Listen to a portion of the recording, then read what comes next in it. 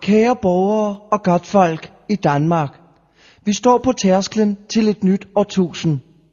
Fremtiden ligger foran os, hvad den jo også plejer. Jeg mener, det ville være besynderligt, hvis den pludselig lå bag os. Men vi står og kigger tilbage på et årtusind, hvor der er sket store forandringer med vort kære fædreland, Danmark. Meget kan vi se tilbage på med stolthed, men vi får også øje på ting, der har været mindre heldige. Tag nu for eksempel her i sidste uge, der regnede det, og der har der også været virkelig meget lort i fjernsynet. Men fuck det, som min mand Henrik altid plejer at sige, og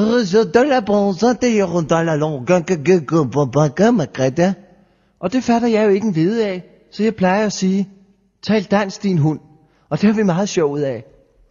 Men det er nytår, og vi er nået til år 2000. Og hvad betyder så det? Ja, det betyder jo ikke, at verden, som vi kender den, kun har eksisteret i 2000 år. For de kristne betyder det, at det nu er 2000 år siden, at Jesus Kristus blev født. Og for alle os andre betyder det vel egentlig ikke andet, end at et par tosser for lang tid siden blev enige om at starte med at tælle. Og nu er de altså nået til 2000. Hurra! Mægtigt. 2000. Nu kommer jeg. Hej, hvor det går. Men det er jo som om, at danskerne på trods af, at de ikke er særlig religiøse, dyrker dette årtusindskifte. Som om det er noget helt enestående. Alle rejser til New York og Paris er for længst udsolgt, og folk planlægger at feste på alle tænkelige måder. Det er som om folk synes, at de er heldige at opleve et årtusindskifte. Som om de regner med, at folk ude i fremtiden vil gå og ærge sig over, at de ikke selv var med. Og jeg mener, det er da bare soleklart. Jeg ligger da også søvnløs næsten hver eneste nat, fordi jeg ikke var med til nytårsfesten ved overgangen til det første årtusind. Jeg mener, hurra, hvor ville jeg gerne have været viking bare for at have oplevet den ene aften. Jeg tror, der har været vild gang i den i lejre. Ja, der har sikkert været udsolgt på alle skibsrejser til New York og Paris. Og fjer i hjelmen og bummelum. Men fuck det. Som Alex plejer at sige.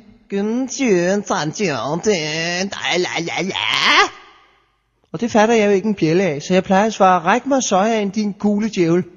Og det lærer vi meget af. Men selvfølgelig skal vi feste. Dette er ikke bare endnu et årsskifte. Ikke blot endnu en nytårsaften, hvor vi æder skinke og forvolder os selv øjenskader og tømmermænd. Dette er ikke bare endnu en typisk nytårsgiga herresten og flækker nøjergrineren med druk og sprængstof. Nej, vi træder ind i en ny tidsalder. I et nyt